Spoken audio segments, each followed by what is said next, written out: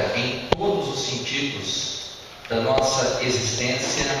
Aprendemos também nos últimos domingos sobre a importância de nós não somente aprendermos, mas obedecermos. Falamos sobre a importância de nós honrarmos a Deus com os nossos rendimentos. É uma demonstração importante essa, de nós não servirmos ao Deus do dinheiro. E como que nós fazemos? Sendo generosos. Não só sendo generosos com a obra de Deus, mas sendo generosos com toda a obra que visa o bem ao próximo. E falamos nos últimos domingos sobre a questão da disciplina, obrigado, Celso, e sobre a questão também de nós nos sujeitarmos a ela. E nessa manhã, nós vamos continuar exatamente de onde nós paramos. Nós respondemos essa pergunta do domingo passado, ou retrasado: a quem Deus disciplina? No caso, aos seus filhos. E a segunda pergunta é: por que Deus nos disciplina? Essa é a pergunta que nós vamos trabalhar nessa manhã. Dona Nereide, vamos supor que um dia eu chegasse para a senhora e falasse assim: olha, Dona Nereide, a senhora é uma pessoa, e apontasse vários defeitos da senhora. Como a senhora reagiria? A senhora gostaria ou não? Tá. Se a senhora tiver os defeitos que eu estou falando, tudo bem. E o senhor, Sr. Osmar, se um dia eu chegar na casa do senhor e começar a falar um monte de defeitos, o senhor promete e não cumpre, o senhor falou uma coisa que não era verdadeira, o senhor fez, como o senhor reagiria? Se eu falasse uma porção de coisas ao seu respeito, como o senhor se reagiria? Ia virar as costas e passar ele na casa? Nada, nem responder. Tá. Tá. Não já está pensando, vai dar uma paulada nele que ia ver só. Não sei se eu mandei para o senhor, mas aquela casa que eu passei, o cara que desenhou o cara ficou. Isso. E eu converso com ele uma coisa que eu não sabia de nada. Que não aconteceu nada. Certo. Por que eu estou perguntando isso? Porque geralmente nós gostamos da verdade apenas em discurso. Mas quando nós somos confrontados com a verdade, e quando essa verdade aponta os nossos defeitos, nós não gostamos disso. Nós não gostamos de ninguém apontando o dedo para nós e apontando os nossos pecados.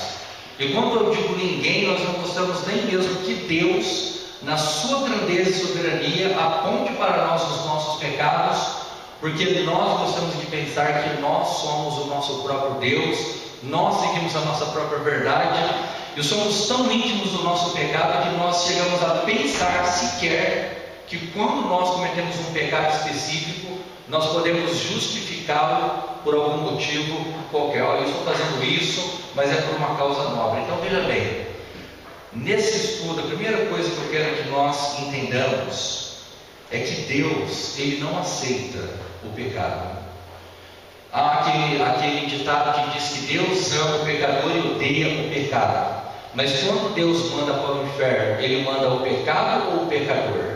Pecador. O pecador. Porque não há como separar o pecador, o pecado, e o pecado, o pecador, ou vice-versa.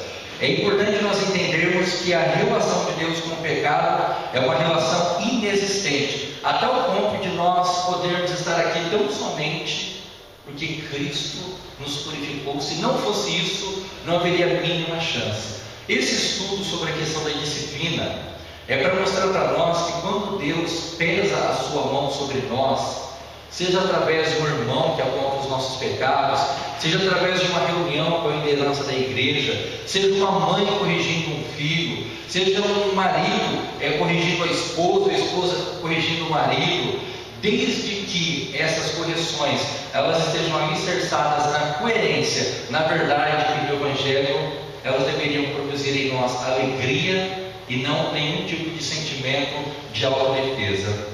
Então essa pergunta, por que Deus nos disciplina, afinal de contas? A primeira resposta é muito simples, porque o nosso caráter está inclinado a pecar. Em Romanos capítulo 7, verso 19 diz: porque não faço o bem que quero, mas o mal que não quero, esse o faço. O que Paulo está dizendo é o seguinte: há muitas coisas que eu sei que são certas e que eu deveria fazer, mas essa eu não consigo fazer por mim mesmo. mas há muitas outras que eu sei que eu não deveria fazer, mas essas eu faço. E ele vai determinar o motivo no versículo, na parte final, quando ele vai falar que o bem não está nele. Essa é a primeira questão que nós devemos entender. Há uma luta dentro de nós, e não é uma luta muito simples, não é uma luta muito fácil de ser vencida, porque a nossa relação com o pecado é uma relação de amor. Veja que às vezes, quando a gente assiste alguns filmes que tentam de alguma maneira fazer um tipo de desenho sobre o mal, sobre a perversidade, às vezes é comum usar-se uma linguagem de uma coisa feia, das trevas, mas a grande verdade é que o pecado é tão bonito, ele é tão atraente, ele é tão sedutor, ele é tão aparentemente inofensivo. O pecado ele é tão aparentemente ingênuo, ele é algo tão envolvente, ele é algo tão prazeroso, ele é algo tão gostoso, ele nos faz nos sentir tão bem, que nós somos incapazes de perceber o quão perigoso ele é. Se você quer aprender uma lição importante, hoje aprenda essa: o nosso caráter está inclinado a pecar. Se existe uma coisa que você deve duvidar do começo ao fim, é a sua percepção e o seu bom senso. A chance de você estar errado é muito maior do que a chance de você estar certo. Então, quando Deus ele exerce a sua disciplina sobre nós, é porque na verdade Ele sabe que o nosso caráter está inclinado a pecar. Ele sabe que nós desejamos fazer o bem muitas vezes, mas não conseguimos, e queremos não fazer o mal, mas outras vezes o praticamos. Então, nessa batalha, a disciplina ela é oportuna para que realmente nós sejamos modelados e podados por Deus. O segundo motivo, porque Deus deseja fazer uma mudança radical. Os irmãos, está meio cortado ali, a gente teve um pequeno problema aí na hora de acertar a projeção, mas a questão 2 é que Deus deseja fazer uma mudança radical. Por exemplo, quando nós pensamos numa coisa radical, o que nós imaginamos? Uma reviravolta. Uma reviravolta. Uma coisa assim que seja, por exemplo, totalmente fora do normal. Uma coisa que seja assim, totalmente novo. Uma coisa que seja como diz a origem da própria palavra, a semântica da palavra radical, é quando você muda a raiz de alguma coisa. Então, quando nós pensamos numa mudança radical na nossa vida, em termos espirituais, o que a Bíblia está nos ensinando, lá em Efésios capítulo 2, é que antes nós estávamos mortos em nossos delitos e pecados. Mas Paulo vai dizer que Cristo nos deu vida. E no versículo 7 ele vai dizer: pela graça sois salvos. E no mesmo capítulo ele vai dizer: isso não vem de vós, é dom de Deus. Então veja, isso é uma coisa radical. Fazer um regime pode ser uma coisa radical, mas é uma coisa parcialmente radical. Você ter uma vida disciplinada profissionalmente pode ser uma coisa radical, mas não tem nada mais radical do que pegar um morto e dar vida para ele. Todos nós aqui já fomos num velório, e eu sempre gosto de usar a imagem do velório, porque eu nunca vi pessoalmente um velório onde alguém tentasse ressuscitar um morto. Nunca vi pessoalmente, mas vi na internet. Um pastor, uma determinada pessoa de um cargo importante da cidade morreu, ele disse que ressuscitaria aquela pessoa. E foi uma coisa tão constrangedora, né? Na verdade foi uma história que eu li, e ele ficou lá tentando e orando, e veja, isso pode acontecer? Só se Deus quiser. Mas não é mais a maneira como Deus usa nos últimos dias. Então veja que da mesma maneira que é impossível uma pessoa que está num velório morta, que já passou pela autópsia, que já foi diagnosticada como uma pessoa morta, ela não vai reviver. Espiritualmente falando, é a mesma coisa. Se Deus não fizer essa obra em nós, nós nunca faríamos por nós mesmos. Então essa mudança é uma mudança de natureza radical. Ele nos deu vida quando nós estávamos mortos nos nossos pecados, para mostrar aos séculos vindouros a suprema riqueza da sua graça e bondade conosco em Cristo Jesus. Todos nós gostamos de ouvir testemunhos, né? Aquelas pessoas que vão na frente da igreja e elas começam a contar o seu testemunho, que alguns comuns são: a pessoa estava totalmente perdida nas drogas, desorientada, estava sem esperança nenhuma, aí depois Cristo salvou a vida dela, aí ela conseguiu um emprego, conseguiu uma família, conseguiu sucesso, conseguiu dinheiro. E eu sempre fico pensando onde que Deus está na maioria dos testemunhos que nós ouvimos, porque a maioria dos testemunhos, eles não apontam para a grandeza da obra de Deus, mas eles apontam para a grandeza da obra da própria pessoa. Veja que quando Paulo descreve essa obra poderosa, qual é o propósito de Deus? Para mostrar nos séculos vindouros a suprema riqueza da sua graça e bondade conosco em Cristo Jesus. Quando Deus nos disciplina, e Ele faz isso, é porque Ele quer mostrar para nós e para aqueles que estão ao nosso redor que Ele é um Deus de amor, e a partir daí Ele mostra a riqueza da sua graça e bondade conosco em Cristo Jesus. Se assim não fosse, Deus viraria as costas e nos entregaria a pior coisa que pode acontecer, que é quando Ele entrega uma pessoa a si mesma. A gente acha que o diabo é uma coisa terrível, mas nós somos tão terríveis quanto o diabo. Uma pessoa entregue a si mesma, ela realmente está literalmente perdida. A próxima resposta: por que Deus então ainda nos disciplina? Resposta: isso é um cachorro. Vocês estão ouvindo isso, Padre? Também, João Francisco. Ah, bom, desculpa, Nilza, achei que era um cachorrinho voando lá fora. Se você quiser falar umas verdades, pode falar agora, viu, Nilza? Desculpa, viu, Nilza? Pode deixar ele continuar. Fala para ele continuar de onde ele parou. A resposta 3: para transformar o velho homem em novo homem, conforme a imagem de Cristo. Eu quero que os irmãos vejam esse texto de Romanos, capítulo 8, o verso 28, que diz assim. Esse é um texto muito interessante, porque muitas vezes nós não atentamos para a parte mais importante dele, que quando Paulo fala assim, que sabemos que Romanos 8, 28 mesmo. Na verdade, essa é uma outra referência, que é no mesmo capítulo 8, que na verdade está no verso de número, deixa eu só achar, está entre o verso 26 o 29, exatamente. Porque os que de antemão conheceu, também os predestinou para serem conformes ao que? A imagem do seu Filho. Então veja, o que Deus quer fazer em nós? O que Deus quer fazer com João Paulo, com a Ângela? O que Deus quer fazer com a Beth, com o Quero? O que Deus quer fazer com cada um de nós que estamos aqui? Pessoas de sucesso? Pessoas de relevância? Pessoas grandes? Pessoas que têm um nome tão grande, um legado tão grande, que a sua história seja contada para sempre? Não. O que Deus quer fazer em cada um de nós é que nós sejamos semelhantes a Cristo, semelhantes à imagem de Cristo.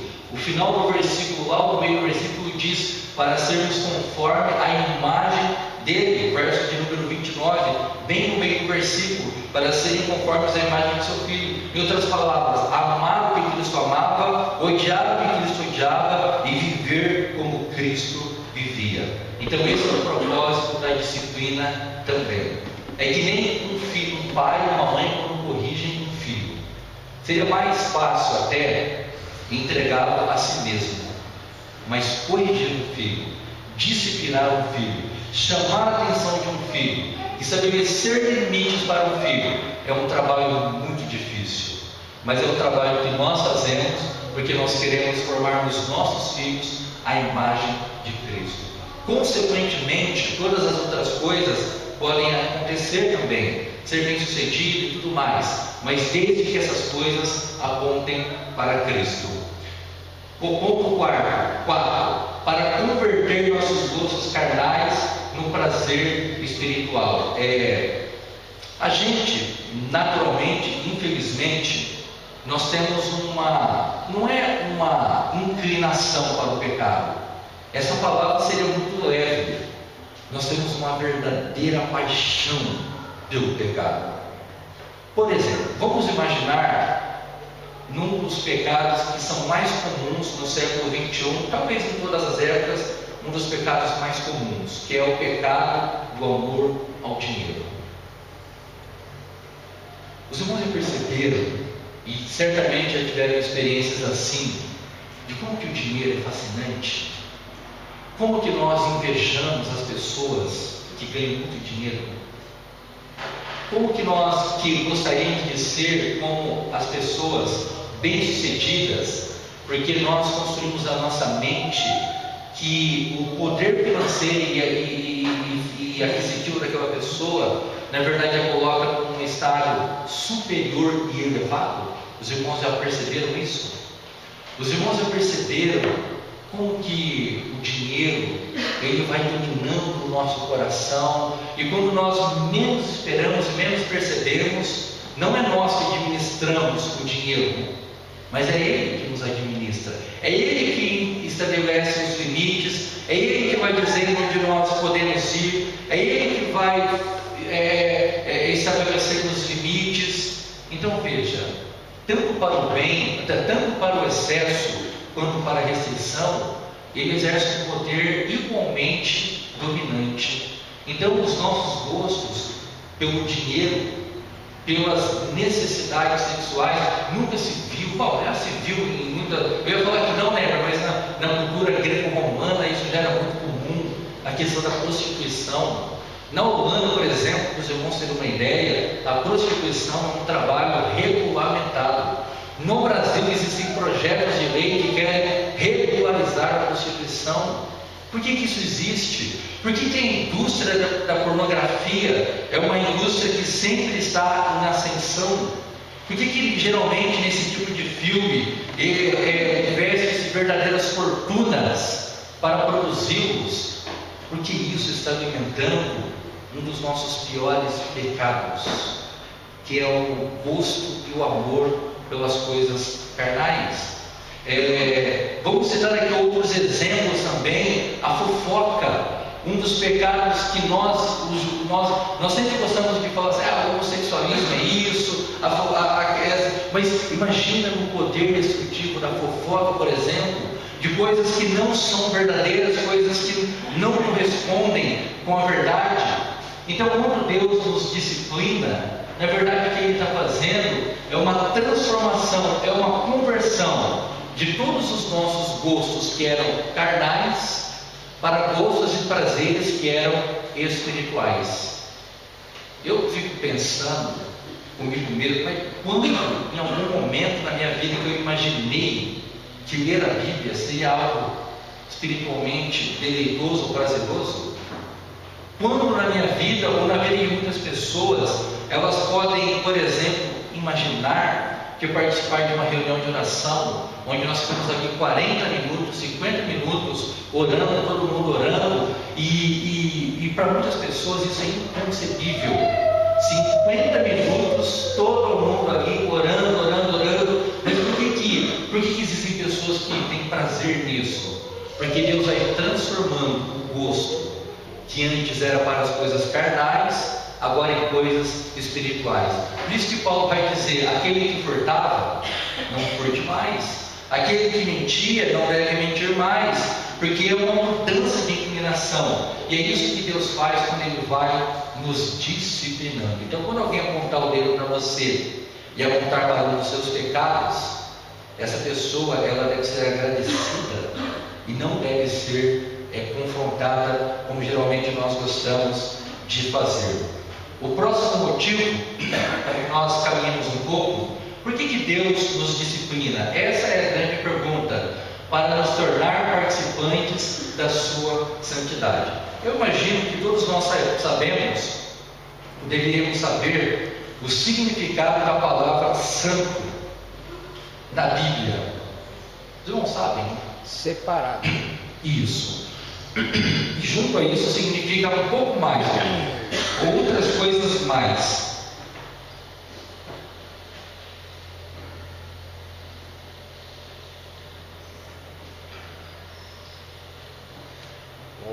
vamos tentar, separado para que seja exclusivo, para que seja determinado a glorificação de Deus. Isso. Puro, separado. Sem mácula. Exatamente. É importante a gente colocar esses adjetivos a mais, para que não seja, por exemplo, essa questão. Porque muita gente fala assim, nós somos separados do mundo porque nós pertencemos a uma igreja evangélica e o outro não. Mas quando essa palavra é usada na Bíblia, principalmente para Deus, especialmente para Deus, ela tem um sentido muito forte, muito profundo, de realmente ser uma coisa essencialmente pura. Uma coisa que não tenha defeito nenhum, uma coisa totalmente sem mácula. Agora, o que é interessante observar nisso é que Deus quer que nós participemos da sua santidade. E como que nós participamos da santidade de Deus? À medida que Deus vai operando em nós o poder de experimentarmos as coisas excelentes de Deus. Alguém disse certa vez que uma pessoa, ela só pode amar o mundo e as coisas do mundo porque ela não percebe as coisas excelentes da vida celestial. Uma pessoa, ela só pode realmente estar totalmente presa a essa circunstância porque ela não tem uma habilidade espiritual de perceber que há coisas maiores e melhores que estão por vir. E quando nós falamos de coisas maiores e melhores, nós não estamos falando de riqueza, de ausência de dor, nós estamos falando de vida eterna, nós estamos falando de uma vida confortável. Todas essas coisas são as consequências. As coisas excelentes, ou a coisa mais excelente de Deus, é a própria pessoa do Senhor Jesus Cristo. Essa é a nossa meta de vida, um dia estarmos na eternidade com Cristo. Motivo 6, para nos guardar de pecado contra o Senhor. Então não importa quanto a disciplina nos magoe, é a palavra, ela nos faz bem e não nos faz mal. E a principal marca da disciplina é o amor. E o Salmo 119, o verso 71 diz: foi-me bom ter eu passado pela aflição, para que eu aprendesse os teus decretos. Eu quero que os irmãos abram as suas Bíblias. Eu não sei se vai estar cortado ali, mas acho que vai estar. Vamos abrir a nossa Bíblia em Deuteronômio capítulo 8. E nós vamos ver do versículo 1 ao versículo 5. E eu quero fazer aqui alguns apontamentos importantíssimos para que nós entendamos a questão da disciplina de Deus. Deuteronômio capítulo 8, do verso 1 ao verso de número 5. Isso, capítulo 8, verso 1, verso 5. Diz assim a palavra do Senhor. Eu quero que os irmãos acompanhem aí e prestem bastante atenção. Cuidareis de cumprir todos os mandamentos que hoje vos ordeno, para que vivais. Eu vos multipliqueis e entreis e possuais a terra que o Senhor prometeu sob juramento a vossos pais. Recordar-te-ás de todo o caminho pelo qual o Senhor teu Deus te guiou no deserto estes 40 anos, para te humilhar, para te provar, para saber o que estava no teu coração, se guardarias ou não os seus mandamentos. Ele te humilhou e te deixou ter fome, e te sustentou com maná que tu não conhecias, nem teus pais o conheciam, para te dar a entender que não só de pão viverá o homem, mas de tudo que procede da boca do Senhor viverá o homem. Nunca envelheceu a tua veste sobre ti, nem se inchou o teu pé nesses 40 anos. Sabe, pois, o teu coração, que como um homem disciplina seu filho, assim te disciplina o Senhor teu Deus. Veja bem, quando esse texto foi escrito, quando Moisés descreveu esse momento histórico, onde que o povo de Israel estava? No deserto. Era um deserto. A distância do Egito, de onde eles saíram, até a terra prometida propriamente, não era uma distância longa. Era uma distância que poderia ser percorrida, segundo alguns estudiosos, em 40 dias, ou entre 40 e 120 dias era possível chegar com uma grande multidão, andando devagarzinho, mas por causa do pecado desse povo, esse povo ficou lá 40 anos. Tudo bem, essa é uma parte que nós conhecemos. Agora, o que nós não atentamos, muitas vezes, é que quem enviou esse povo para o deserto? Quem enviou? Deus. Quando nós olhamos, ou quando nós passamos por um deserto, um sofrimento, ou uma indisciplina na nossa vida, é comum nós pensarmos que ela vem de quem? Do diabo. Só que esse texto nos mostra que Deus guiava por um deserto, mas Ele mesmo levou essas pessoas para o deserto. O versículo 2: recordar-te-ás de todo o caminho pelo qual o Senhor teu Deus te guiou. E nesse contexto fica evidente que quem tirou o povo do Egito e levou para o deserto foi Deus. Não foi o diabo, não foi o Moisés, não foi ninguém, foi o próprio Deus que colocou eles naquela circunstância. Em muitas delas, onde havia escassez das coisas. Inclusive, pode falar, Leonardo. Aí quando eles reclamam lá, que ele fala lá que era melhor que a gente tivesse ficado no Isso. Egito, porque eles estavam achando que se Deus tirou eles do Egito, que o deserto ia ser uma maravilha. Exatamente. O deserto não, a viagem. Seria tranquila, confortável. O deserto já ia entrar na terra prometida, né? Então, Isso. eles estavam totalmente enganados, assim como nós. Isso. Estamos enganados. Certinho, tudo vai bem. Exato. Porque eles estavam imaginando outra coisa. E sim, uma coisa melhor pelo menos. Exatamente. Esquecendo aqueles homens que matavam seus filhos, que violentavam as suas mulheres. Mas uma coisa interessante dentro dessa colocação de Eliamar é a mesma coisa que nós pensamos. No caso aqui, a maioria já nasceu na igreja. Mas quando uma pessoa entra com a igreja, o que ela pensa? Agora minha vida vai mudar. E vai melhor. Não vai ter problema. Não, agora com Deus eu vou vencer tudo, eu vou prosperar, eu vou vencer essa enfermidade, eu vou ficar bom, vai ser uma maravilha. É o que as pessoas pensam.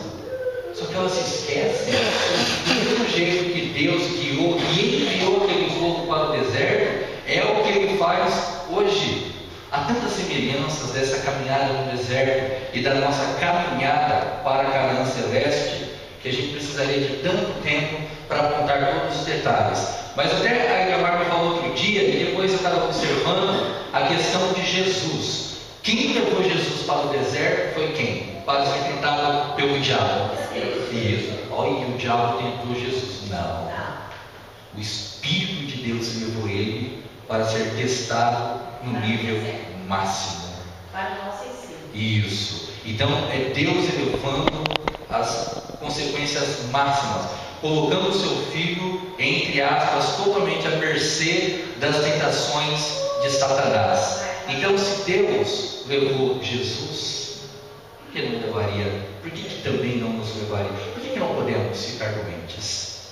Mas, pastor, muitas pessoas pensam assim, que o diabo tem o mesmo poder como Deus. Então, Satanás, ele só vai aonde Deus permite. Satanás não tem poder para maneira nenhuma. Então, eles esquecem que a gente fala que Satanás anda ao nosso derredor. Então, se nós deixarmos Deus de lado, o inimigo vai pecar, vai dar o pecado, é uma coisa assim. E porque Satanás não tem domínio sobre ninguém, nem no incrédulo, nem no ímpio. Exatamente. Somente quando Deus permite, porque os olhos do Senhor não estão aqui só com a gente, eles estão com toda a humanidade. Então, ele permite ali só Satanás. Exatamente. E esse é o ponto principal. Esse é o principal. Deus estava conduzindo toda a situação. Porque todos que estavam lá, eles eram idólatras também, mesmo. Porque Sim. não muita gente junto. Exatamente. Idólatra lá no Egito e tudo.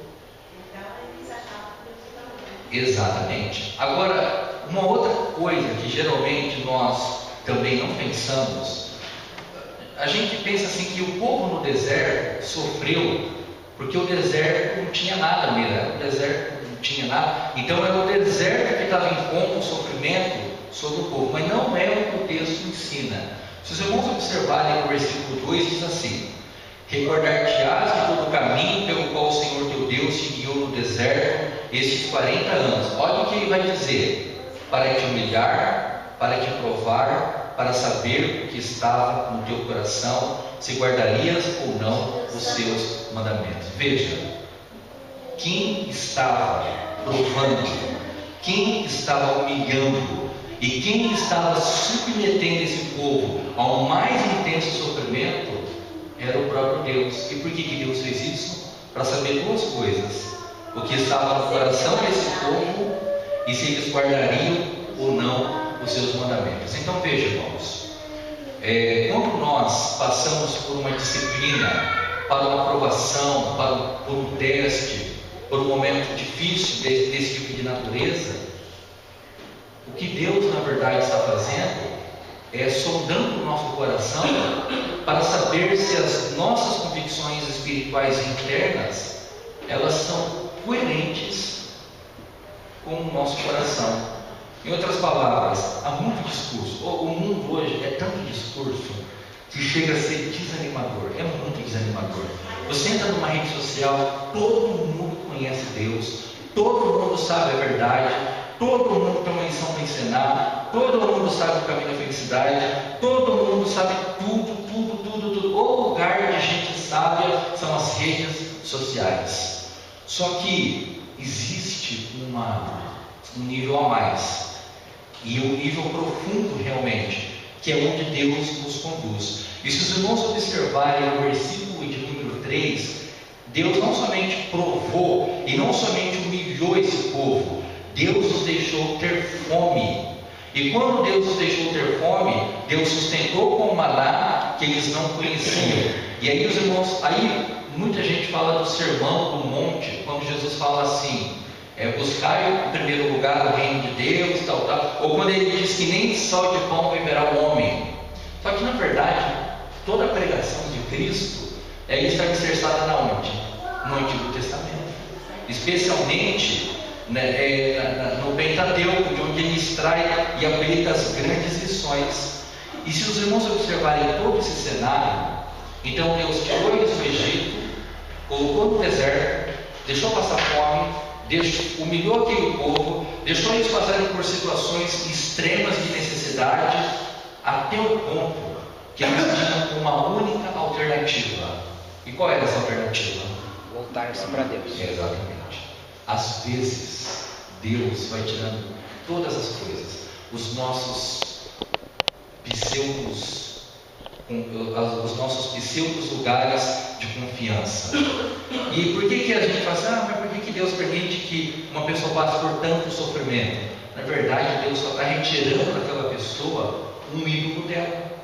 E é assim que muitas vezes Ele faz com cada um de nós. Então veja, o primeiro motivo, os irmãos se lembram. No deserto, quantas vidas você encontra de todo mundo, e no povo ainda era duro de coração, né?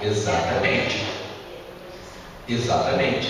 Então, ele guiou do deserto para o deserto, ele permitiu todo esse sofrimento. E se os irmãos observarem no versículo 3, na parte 3, no deserto, eles dependiam totalmente de Deus e da sua palavra. Não tinha outro lugar. Isso aponta para três coisas. Primeiro, a grande verdade: não temos o controle absoluto da nossa vida, porque essa é uma prerrogativa divina. Só Deus tem o controle da história, do universo. É Deus que controla as estações, é Deus que controla a distância do Sol com a Terra, é Deus que controla se as geleiras vão derreter, se não vão, é Deus que controla as temperaturas. E, mas por que tem o tsunami? O tsunami tem porque é um evento natural, de vez em quando ele acontece mesmo, mas o controle absoluto do universo está nas mãos de Deus.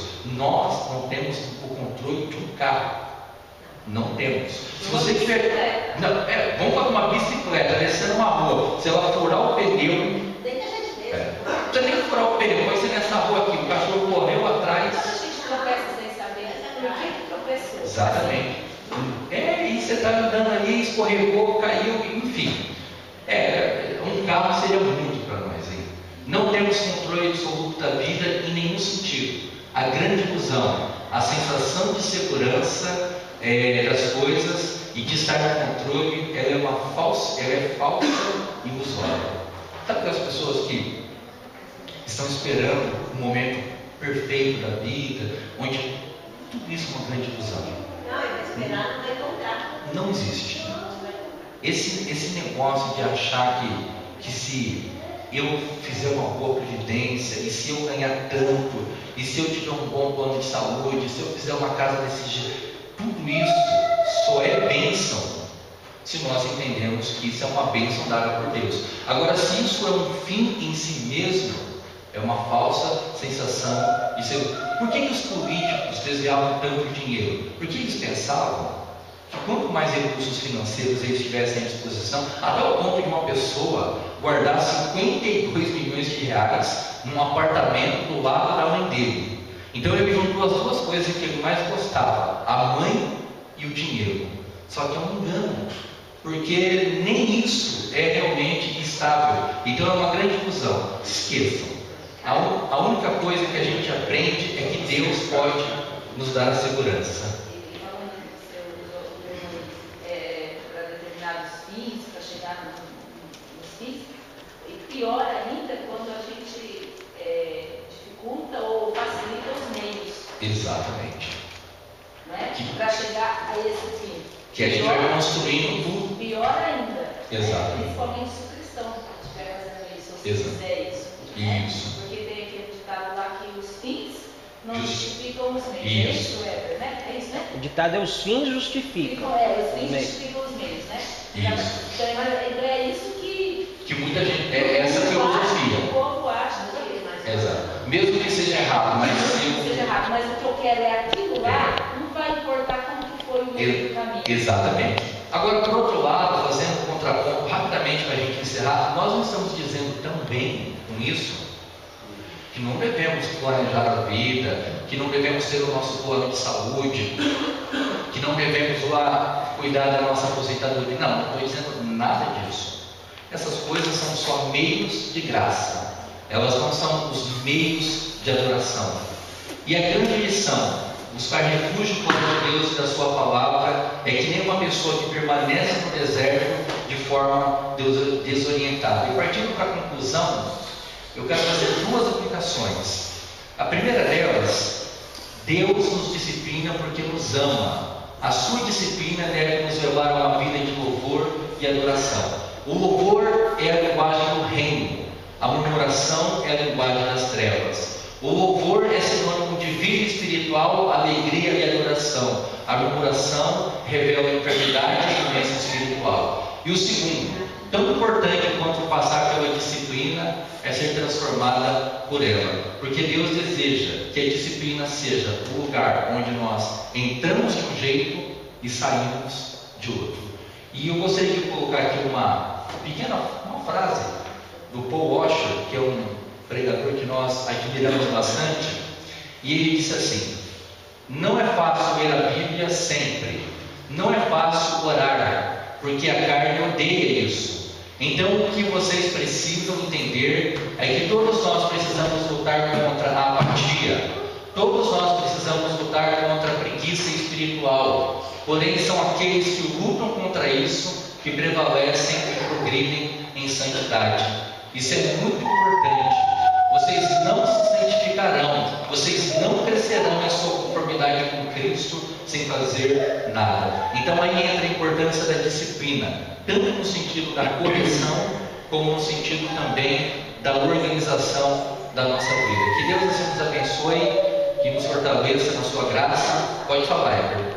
É importante lembrar um ponto, quando você falou com relação a santos, que a santidade do cristão não atinge na sua morte, como muitos acreditam, na sua beatificação e tudo mais.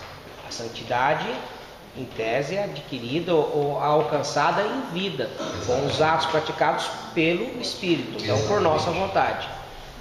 Exatamente. Então essa é uma ressalva importante que a gente deve estar sempre atento também. Alguém quer falar mais alguma coisa?